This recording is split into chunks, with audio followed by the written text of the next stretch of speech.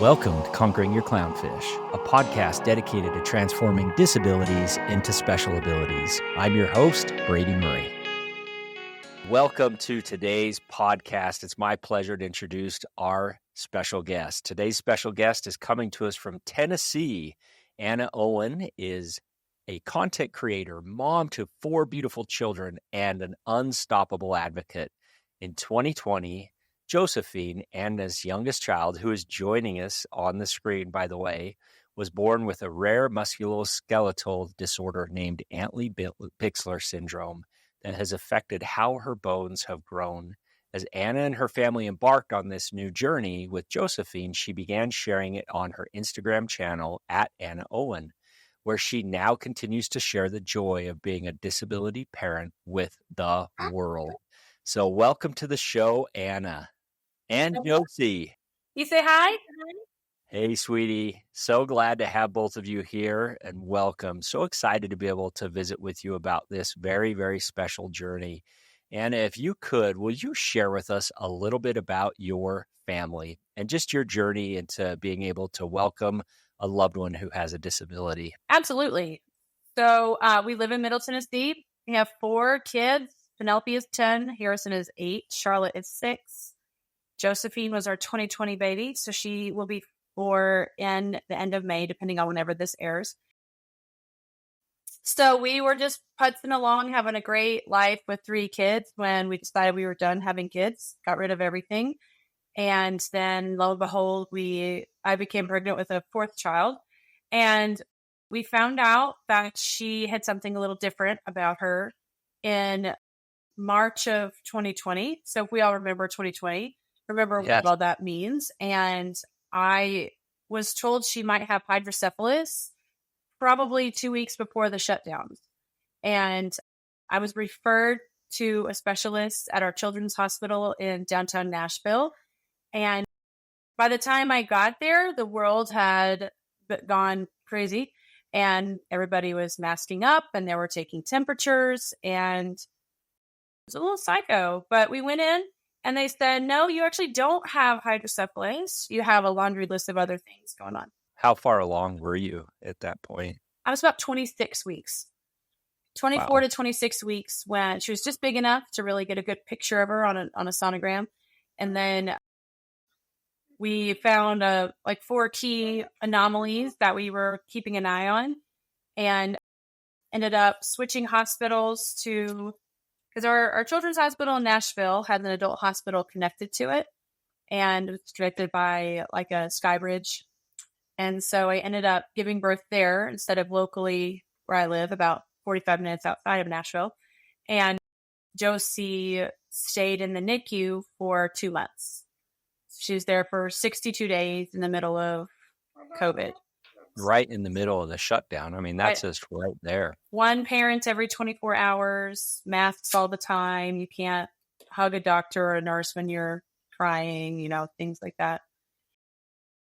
But when we were pregnant with her, towards the end, the doctors that we saw several neonatologists and several maternal fetal doctors, and they all said that they really thought Josie had a severe neurological disorder based on the anomalies we were seeing in her scans. And that's actually the exact opposite of what she ended up having. So at day 3 of life, I talked to a geneticist in the hospital, and he's a really sweet, quiet man. He's still our geneticist. That he's like, well, I looked at her chart and then I plugged it into a website and then I came and looked down at her and I'm 99.9% sure she has something called Antley Bixler syndrome. It's extremely rare. Through my own research, there's only about 50 to 100 people that have ever been diagnosed with it. And there's currently like 35 alive that have it. And he said, you're probably never going to find anybody that has the syndrome because it's so rare. So like something like Down syndrome or cerebral palsy or something like that, you can have like a support group. We were told pretty much in the beginning we wouldn't have support group. That it's just probably not going to happen. We're not going to find them. But that was just the beginning of Josie like beating all odds because we had found our people. But Found your tribe. yeah, so that was kind of weird. She's got a multitude of diagnoses. She's followed by 17 specialists. About to add an 18th tomorrow, actually. And what? Stop. She's Aw. beautiful. Well, thank you for sharing that. Looking at your family, and so Josephine is the youngest of 4 children. And as you had shared, as you were sharing your story, you were not planning on having more children. No. And so Josephine was a surprise in the first case. And then obviously there's the surprise in the unexpected diagnosis with her unique disability. And so can you share with us a little bit in relation to how you and Nathan were able to manage through that and what that was like in the beginning, and now fast forward now 4 years later and how it is now compared to how that was in the beginning? I will say some things we really had going for us was that it was not our first child. We had already been established as parents for a while. My oldest at the time was 6. So she was finishing up kindergarten in 2020. And so that was something that we are thankful for, that we celebrated 10 years of marriage in 2020. So we had been married 10 years. We had been parents for 6. So we weren't experiencing things for the first time. So I guess for me, I saw that as a good thing because I wasn't feeling robbed parenting experiences and milestones. But it was also a comparison game because I would see her and I'd compare her to the other children. So it was kind of a give and take. Another thing that has always been a constant for us is our faith. And we were like born again evangelical Christians. We were very well established in our church. And I always tell people the only way we really got through it was because of our faith, because we have just a hope beyond what we see here on earth. Somebody asked me when Josie was tiny, probably just discharged from the hospital, so maybe 3 months old. She had lost her mom during COVID, so she was really grieving. And she asked me if I was angry at God for making Josie this way. And I'm putting that quote fingers. I'm not angry at God. I'm confused. Like why he would entrust me with such a special and precious life. Like I'm the last person in the world that should have been picked as her mom. I'm very right brain dominant. I'm super artistic. I'm not medical. I get super squeamish in hospitals. But it's one of those where I just learned to like go, okay, what can I learn from this as we're moving and as we're going along? Something that we've really done is, this life is hard. It's hard. Pretty much every step of the way. It's hard seeing your child struggle. It's hard seeing your child be stared at in public, or thinking that just the simplest thing like walking is going to take a lot of extra work. And we play that, will she ever gain, a lot, but she's got like so much to teach about resilience, and she's never known a life different than what she has. But yet it's one of those like where she looks and she's like, watch me. You say I can't, but watch me. I think she's like her mama. Oh, aw, I think she's pretty great. She is a delight to everybody she meets. And she's really cute. It helps. She is really cute. Well, she's fit with our family, though. We're pretty goofy. I want to ask you, Anna, something that you said earlier, which really piqued my interest. You used the word entrusted, referencing Josephine being entrusted to your family. And that is a very specific word. And it's actually something I feel strongly with myself, that my children, all of my children in their own special way, were entrusted to me, but especially my children that have what the world would describe as disabled or be special needs. I do feel it is very much an entrustment, so to speak. And so I'm curious when that came to you. And so was that something that you felt right from the beginning? Did you feel that that was something that evolved as you got to know Josephine? And just share with us that journey and that path in really getting that understanding. So we're very pro-life family. I believe that children are given to their parents for a reason, no matter how long that life is going to be, and no matter how long, if it's 8 hours, if it's 80 years. And so when we got the preliminary, like, there's something wrong with your child kind of discussion, they didn't say it that rude, but like when we realized that our life was going to not be what we thought it was going to be, we were just like introspective and thought, okay, how are we going to change to meet her needs? I don't look at children as like accessories. I'm here to help them grow and form their own lives. And so really for me, it was more just like step by step. And I think to myself, every time we got like, this is what your baby might be. She might die in childbirth or might live just a few hours later. And so I said, okay, well, God, you obviously chose her for me. So let me contemplate that and live through that thought process. And then every step, she's 3 days old, and they say she has Antley Bixler syndrome. Then like 2 hours later, plastic surgeon comes in and says, your daughter has something called craniosynostosis, and he hands me a pamphlet. And I took the pamphlet and I was like, it's common enough to where you have a pamphlet. So like, he said, we're going to cut your child's head open to make room for her brain. And I was like, what? And so, and for me, the entrusting is that like I was picked for a reason. I don't necessarily know what that reason is. I may never know for the future. I mean, we don't know the reasons that things happen, but for me I've chosen to look at, instead of looking at her and say like, why me? I look at her and say, why not me? Yeah. And it's a beautiful mindset. Because if I sit there, there's a lot of this, like I said, this is a difficult life. There's a lot of people that can't handle it, or they really, really struggle with it. And it's a drain on their mental health. It's a drain on my mental health. But I think if I sit here and dwell on the negative, it's going to ruin me. It's going to ruin my family. Like something like 60% of marriages of parents of special needs kids, like divorce.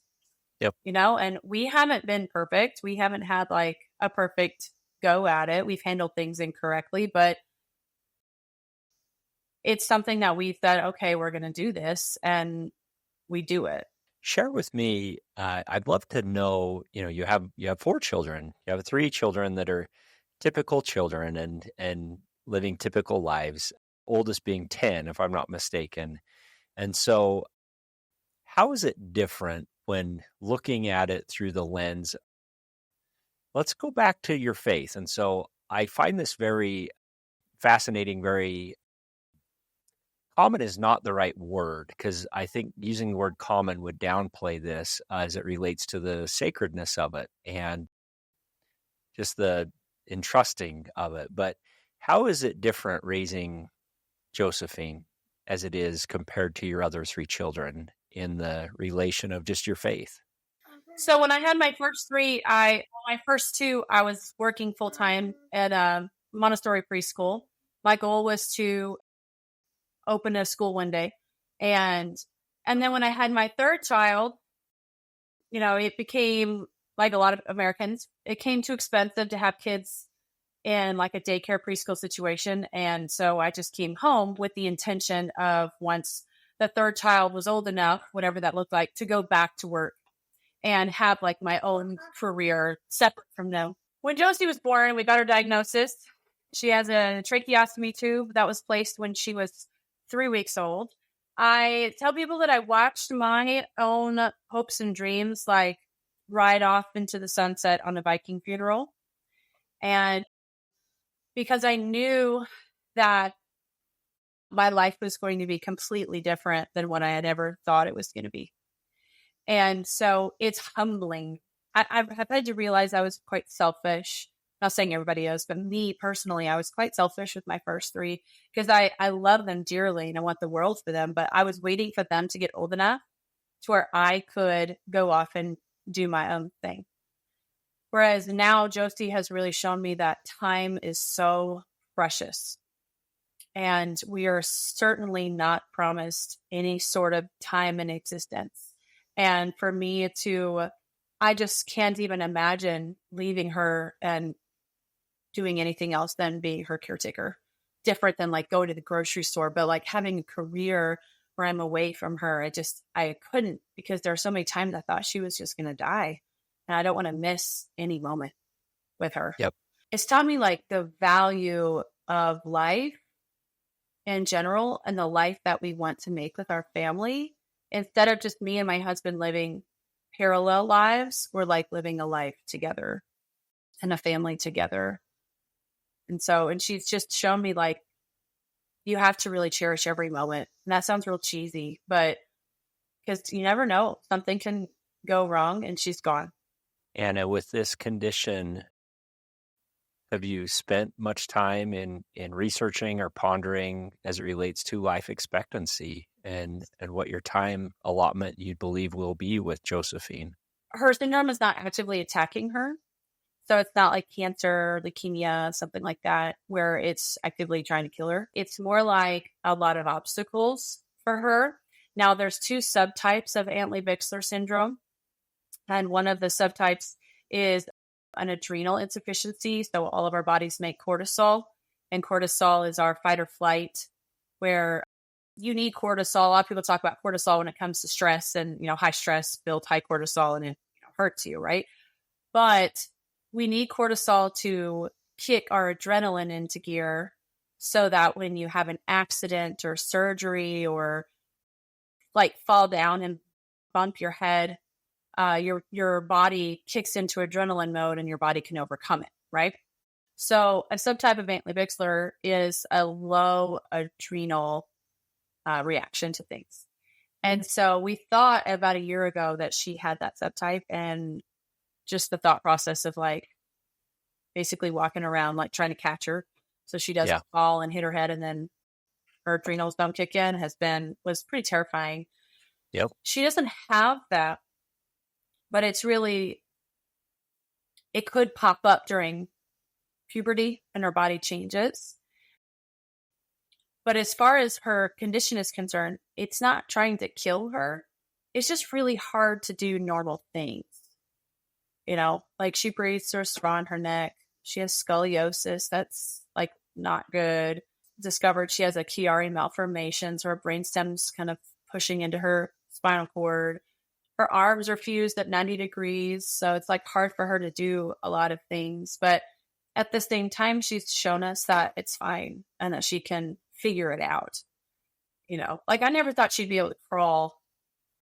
Never thought she could like brush her teeth or put her clothes on. And she just needs, right now, she needs a little extra help, but she can absolutely do it. If you follow Anna on social media, you will see quickly that Josephine is a very, very capable young lady. And so there was a post recently that I saw that I just loved about going for a hike. And so if I'm not mistaken, you were told from the beginning, this little girl may not even ever walk. Correct. Let alone go for a hike. Can you share with us about that experience? Yeah, so Josie was born with deformed feet. We thought they were clubbed because that was one of the anomalies we found in utero. They're very curved, like they called them monkey toes for when she was first born. Very, very curved. And we tried to do some serial casting, serial being like series of casting, and nothing really worked. So eventually she's going to have like total reconstruction surgery on her feet. But I looked at the orthopedist before she got her trait, when I was having a consult with him in the NICU, and I said, do you think she'll ever walk? Because we need to get a new vehicle now that she has all this equipment. So do I need to get one that could be wheelchair ready? And he just shrugged his shoulders and said, I don't know. I don't know if she'll be able to walk, because we didn't think she'd be able to like her foot would be able to hold her own weight. Yeah. And so through a lot of patience and a lot of physical therapy, she's had physical therapy since she was born. She took her steps right before her third birthday. She had like a reverse walker the kind that goes behind you. And she's held onto it for balance and then had it for about 6 weeks and then just decided to let go and just go. Walked in it. I mean, like, I just remember watching her with my eyes bugging out of my face. Like, is this actually happening? You know? But on Mother's Day this year, my husband said, what do you want to do? And I said, I'm going to go on a hike. And so we went on, it wasn't paved. It wasn't a paved hike. It was like rocks and dirt. And there, I brought a baby carrier, that wraps around your waist and stuff for the treacherous parts. But she's able to wear like regular shoes. I get the kind that are kind of high top. They support your ankles a little better. We had some custom shoes made for her and she doesn't like them. And so she likes the regular kind. And she crawled and had her little binoculars out and was looking at birds and fish and whatever else she could see. And we had a blast. She had so much fun. And so, like, again, she was just like, oh, I can't do this. Yeah, watch me. We have an adaptive bicycle for her too, I guess tricycle, where she can pedal with her feet and with her arms. It's amazing, the fact that she's able to just move around. Well, I would, just in the little bit that I'm getting to know you, I am loving this conversation because there's one thing that I'm picking up very, very quickly, and that is Josie's life, what she's experiencing right now, going on hikes and walking and playing with her siblings. Even before we got on the podcast, you could tell that she was engaging with her siblings well, I would say. And so she's not afraid to back down and be able to stand up for herself. And so all of this that she is experiencing right now, I have to say, honestly, in my heart, I believe it's because of you and because of your willingness to allow her to sing the song she's meant to sing. Your willingness to let her get a little bumps and little bruises and let her be able to go and get outside of her comfort zone, despite the fact that probably everybody out there that you saw in the trail thought, what are you doing, Mom? You're not supposed to be out here, Mom. This should not be. You said, no, my daughter has a song that she's meant to sing, and you go and you do that. And so I just want to commend you for your willingness to allow Josie to rise up and become who she's supposed to become. It's inspiring. It's very, very inspiring. That, I think a lot of it is like my Montessori training. It's a style of education that is very child-centered and independence-centered. Montessori always teaches you to follow the child. I feel like my whole life has been leading me up to being her mom because I have to follow her and I have to watch her, the little details that she has and presents to be able to help her. Yep. And honestly, a lot of it has to do with a really good medical team. We're very fortunate to live pretty close to our children's hospital. And like a lot of, I don't know, I just got good support here. I'm able to just be with her. So, and I don't want to be isolated. I don't want to be stuck in my house all day. You know what I mean? So speaking of which, I think that's a great topic to finish up on. One thing that we have not talked about that you are very active in is in your farm. You have a hobby farm, and you even would go as far as saying you are crunchy, which for those that don't know what crunchy is, maybe you can share a little bit about that. So crunchy is really very much like doing things as all natural as you can. My son, my second child, was born at home. So I've been an advocate of home birth. And I say that I'm a pretty good balance of crunchy and medical when necessary, because obviously with Josie, I have to lean into the medical side. Yep. But I love doing things naturally. Like I love to make my own bread, and I love to do essential oils, and all of my cleaners are plant-based. And I use this company that I have partnered with. We do a lot of all natural everything. Everything's plant-based. Everything's free of harsh chemicals. I'm always looking on the back of the ingredients to see if there's food coloring in it or how much sugar is in it. Like we don't drink Gatorade because of all the food coloring, things like that, right? Yeah. So I'm pretty conscious of all the things that are disrupting our endocrine systems and disrupting all kinds of things. We just have a really, really big backyard, right?